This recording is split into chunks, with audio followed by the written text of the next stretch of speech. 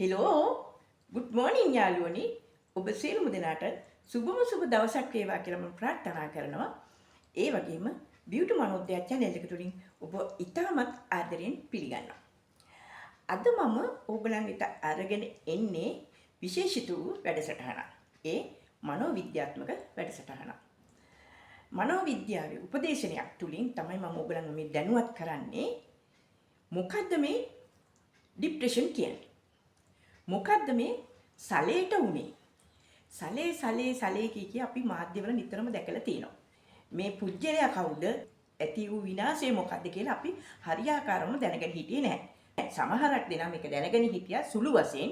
නමුත් ඇත්තටම කියනවා නම් මම හරියාකාර දැනගත්තේ මේ පාස්කු ප්‍රහාරය ආරම්භකයා සහ ඒකේ සංවිධායක විදියට ඒ සියලුම වැඩ කටයුතු කරලා අපරාධ ජීවිත 300ක් පමණ බිලි අරගෙන දහස් ගණන් අනාථ කරලා දෙමව්පියන්ට දරුවෝ නැති කරලා දරුවන්ට දෙමව්පියෝ නැති කරලා වයිෆ්ට හස්බන්ඩ් නැති කරලා හස්බන්ඩ්ට වයිෆ් නැති කරලා මහා විනාශයක් කරපු දේශද්‍රෝහී. ඇත්තටම කියනවනම් කියන්නේ මේ රටකවත් තියාගන්න හරියෝ උප්පත්තියක් හෝ ලැබිය නොයුතු පුජ්‍යලෙක්. ඒ ගොඩක් මාධ්‍යවල මම දැක්කා ඔහු පිටිපස අදිසි බලවේගයක් තිබුණා කියලා.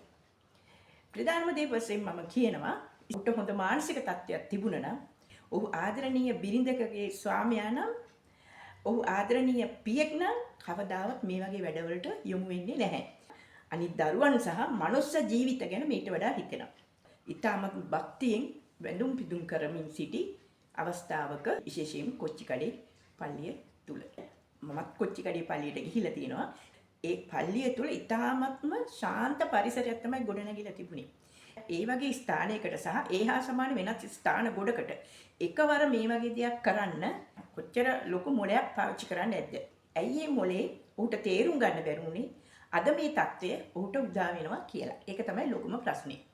අදිසි බලවේගයට දෙන්නට අහු වෙලා තියෙන අය ගොඩක්ම මානසික ප්‍රශ්න තුලින් ජීවත් වෙන අය තමයි. පාර්ලිමේන්තුව ගත්තාම මනස විකෘති වෙච්ච අය ඉන්නේ. ඇත්තට මේගොල්ලන්ගෙන් ගොඩක් දෙනෙක් මනෝවෛද්‍යවරුන්ගෙන් ප්‍රතිකාර කරන අයත් කියලා. මොකද මම මේ ෆීල්ඩ් එකේ ඉන්න නිසා මම හොඳාකාරවම දන්නවා. ඒගොල්ලන්ගේ අවශ්‍යතාවය පරිදි මේ වගේ දෙයක් කරා නම් කොච්චර වැරද්දක්ද කියලා හිතන්න. ඒ තත්ත්වයටපත් උනේ ඇයි? තව කෙනෙක්ට ජනාධිපතිකම හෝ අගමැතිකම හෝ පාර්ලිමේන්තු නියෝජිතයක් කරන්න හෝ ඔහුට ඇති දායකත්වය මොකද්ද? ඔහුගේ ඔළුවට කා වැදිච්ච හේතු කාරණා මෙතන ගොඩක් තියෙනවා. ඒ තුලින් තමයි ඔහු ડિප්‍රෙෂන් වෙලා ඉඳලා තියෙන්නේ. ඒ ડિප්‍රෙෂන් එක ගොඩක් දුරද ගිහිලා තමයි දැන් ඔය බන්ධනාගාරයට ගියාට පස්සේ සියදිවි විනාශා ගන්නා තැනට ඔහුගේ ඔළුව පත් කරගෙන ඉන්නේ. එළියේ හිටියත් ජීවිතේ ෂුව නැහැ, ඇතුලේ හිටියත් ජීවිතේ ෂුව නැහැ කියන එක ඔහුගේ මනසට වැටලා තියෙන්නේ. එළියට ගියොත් ඔහුගේ පිටිපස්සේ ඉන්න කොටස ඔහු මරනවා. ඇතුලේ හිටියොත් ඔහුට නිසි දඬුවම් ලැබෙනවා. ඒ දෙකෙන් එකක්වත් තෝරගන්න බැරි නිසා තමයි ඔහු දැන් සියදිවි විනාශා ගන්නා තත්ත්වයටපත් වෙලා ඔහු අධිමානසික පීඩනයටපත් වෙලා තියෙනවා. සයිකෝෂියා තත්ත්වයක් එක්ක ඔහුට ඇති වුණු මුල කොටස තමයි මම අද එක්ස්ප්ලেইন කරන්න හදන්නේ ඕගලන්ට. මොකද්ද මේ ડિප්‍රෙෂන් කියන්නේ? අධික මානසික රෝගයක්.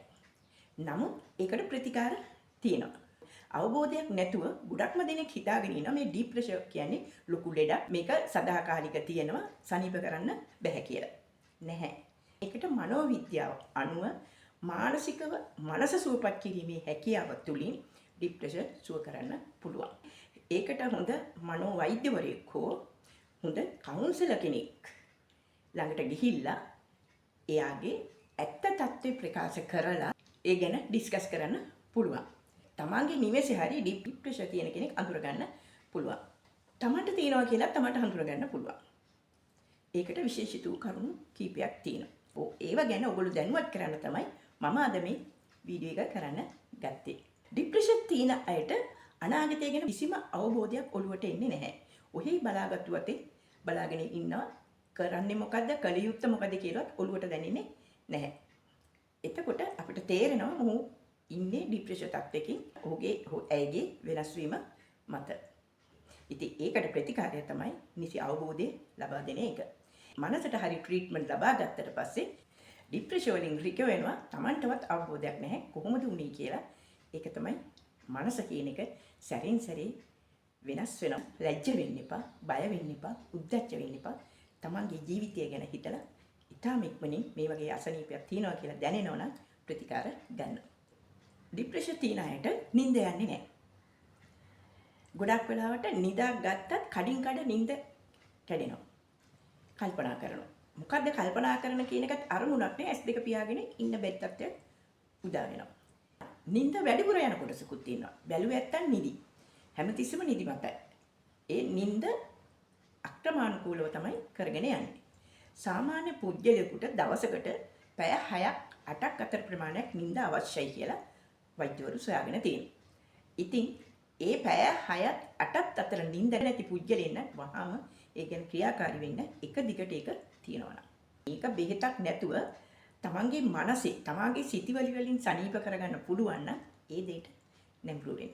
ඊළඟ කාරණේ තමයි එවැනි පුද්ගලයන් හරි කම්මැලි ගතියක් දක්වනවා. කිසිම ඇක්ටිව් ගතියක් නැහැ. තනි වෙලා ඉන්න තමයි උත්සාහ කරන්නේ. සමහර අය කාමරයක් අස්සට වෙලා රින්ගගෙන ඔහේ ඉන්නවා. කිසි කෙනෙක් එක්ක කතා කරන්න කැමති නැහැ. එළියට පහළට බහින්නේ නැහැ. යාළුවෝ මිත්‍රෝ ආශ්‍රය කරන්නේ නැහැ. සියලු දේ මත ඇරලා ඒ බලාගත්තු දිහා බලාගෙන ඉන්නවා. ඒ වෙනද තිබුණ ක්‍රියාකාරීත්වයට වඩා මේ ක්‍රියාකාරීත්වයේ වෙනස දකින්නේ gedara ඉන්න අය සහ තමාගේ මනස තුලින්. ඔහු Tamanට තමා හඳුනගන්න බෑ කියන්නේ බැරි නම් ඔහු ඊටත් වඩා ડિප්‍රෙෂන් තත්ත්වයටපත් වෙලා සයිකෝසියා තත්ත්වයටපත් වෙන ඉතාම ආසන්න පුද්ගලයෙක් වෙලා. සර්වාංග අසනීපයක් තියෙනවා නම් අපිට බෙහෙතක් බීලා සනීප වෙන්න පුළුවන්. නමුත් මනසට බෙහෙත් නැහැ. ඉතින් මේ තත්ත්වයට හරි තත්ත්වයටපත් වෙනකොට Tamanටම හිතෙනවා පොඩ්ඩක් එළියට බහැලා යන්න, යාළුවෙක් කතා කරන්න, පරණ මිත්‍රෝ සමග සහසම්බන්ධ වෙන සහ අලුත් මිතුදම් ඇති කරගන්න වගේ දේවල් කරගන්න. එතකොට තමයි ඔයගලන්ට තේරෙන්නේ හරි නිසි ප්‍රතිකාරය ඔහුට ලැබිලා තියෙනවා. ඔහු ඒ දේ කෙරෙහි තවත් උනන්දු කරලා ඔහුගේ මනසින් අර ඔළුවේ තැම්පත් වෙච්ච දේවල් අයින් කරලා අලුත් නැවුම් ගමනක් යන්න ඒගොල්ලන්ට මඟ පහදලා දෙන්න ඕන. එහෙම නැත්නම් Tamanට තේරෙනවා නම් Taman උත්සාහ කරන්න ඕන මට මේ වගේ දෙයක් තිබුණා කියලා මතකේ තියාගෙන ඉදිරි ගමන සාර්ථක කර ගන්න. ඊළඟ එක තමයි වෙනත තිබුණු ඇක්ටිව් ගතිය එම පුජ්‍යලයාගෙන් ගිලිහි යනවා. Tamanට තේරෙනවා Tamanට තියෙනවා නම් ඕනම දෙයක් කරන්න යනකොට මට මේක කරන්න ඇඟට පණ නැහැ, හයියක් නැහැ කියලා. ඒ කියන්නේ Tamanගේ තියෙන එනර්ජි එක නැති වෙලා. එහෙම නැත්නම් අර ඔගොල්ලෝ දකින පුජ්‍යලයේ එනර්ජි එක නැති වෙලා. ඉතින් මේ වගේ හරි ප්‍රතිකාර ගත්තාම අලුත් ජවයක් ඒ කියන්නේ හොඳ එනර්ජි එකක් එනවා ඇඟට Tamanගේ ගමන ඉස්සරහට යන්න ඕනේ කියන අදහස. ඉතින් මම මේ ගැන කතා කරන්න ඔයගලන්ට උදාහරණයක් ගත්තේ සලේව. මේ වගේ පාප කර්ම කරන්නේ නැතුව මනුස්ස ජීවිතයක් ලැබපු එකෙන් උතුම් ප්‍රයෝජනය අරගෙන සෑම මිනිසෙකුටම සෑම සතෙකුටම ජීවත් වීමේ තියෙන අයිතිය රැකලා දෙන්න. ඒ නිසා මනුලව පරලොව දෙකම සාර්ථක කරගන්න ඕගලන්ගේ මනස තමයි ප්‍රධාන වෙන්නේ. අනවශ්‍ය දේවල් වලට මනස යොමු කළා ડિප්‍රෙෂන් වගේ දේවල් හදාගන්නේ නැතුව එදාට ලැබෙන දෙයින් එදා සතුටු වෙන්න. අතීතය ගැන හිත දුක් විඳින්න එපා. අනාගතයට අනවශ්‍ය ප්‍රමාණයට බලාපොරොත්තු ඇති කරගන්න එපා. මේ ඉන්න කෙටි කාලය තුල ලද පමණින් සතුටු වෙලා ජීවිතය විඳින්න. ඉතින් මම හිතනවා ගොඩක් මේ ගැන දැනුවත් ඒ වගේම නොදැනුවත් අයත් ඇති දැනගන්න අවශ්‍යයත් ඇති. ඒගොල්ලන්ට හොඳ උපදේශනයක් වුණා කියලා මම හිතනවා. මේ විශේෂිත ඉල්ලීම කරනවා. මේ තාක්කල් මට ඔයගොල්ලන්ගේ subscribe එක නොලැබී තියෙනවා නම් පමණක් subscribe කරලා bell icon එක click කරන්න මගේ වීඩියෝ ලදසැනින් ඔබ වෙත ළඟා වෙන නිසා. ඉතින් අලුත් වීඩියෝ එකකින් ඔයගොල්ලෝ සමග නැවත සහසම්බන්ධ වෙන්න බලාපොරොත්තු වෙමි මම සමුගන්නම්. Thank you.